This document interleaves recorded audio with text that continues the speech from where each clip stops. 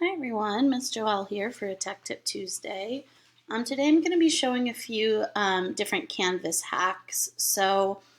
Firstly, this was a typed hack, but I also wanted to show it to you on the video.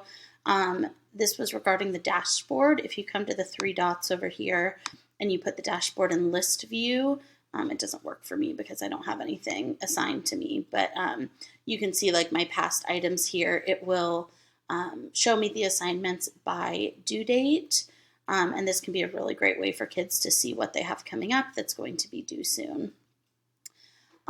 Next, I'm going to go into one of my courses. I'm going to go to my sample test course, and I'm going to go into the Gradebook. And two really short tips on the Gradebook here. If you come to an assignment and you're looking at that assignment in SpeedGrader, it needs to be an assignment that was already submitted. So this test student submitted this as their assignment.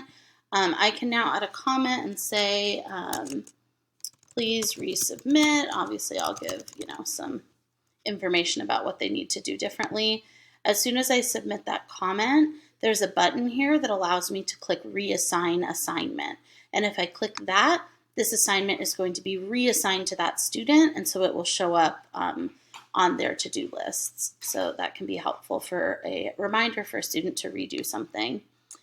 Also within the Gradebook, there is the option of arranging your assignments by due date so that you don't have to, always scroll over to find the most recent thing. So what you're going to do is you're going to click on the View section and you're going to click Arrange By. And what you can do here is you can arrange by due date, so you can arrange from newest to oldest, oldest to newest, whatever you want. Obviously, there's other ways to arrange it as well. But this is what I would recommend, would be the due date newest to oldest. And what that means is your newest assignments are now going to be on the left-hand side closer to your student names. And again, if you want your total grades here as well, you can go to your total grade if you didn't move yours over.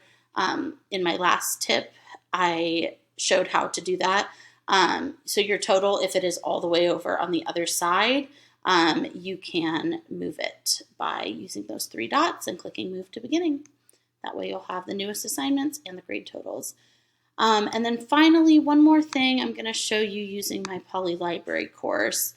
There is a really cool thing. It only works on pages, but if you are in a page and you use pages for things, there's a really cool option similar to Google here where you can view the page history. So if you've made changes here, you can see, the last time that I made changes and edited things. And you can click to go to an older version and restore that version. So if you've changed something and you're not happy with it, you can always restore it to get the older version back. So hopefully those were a few little helpful tips for Canvas. Have a great week.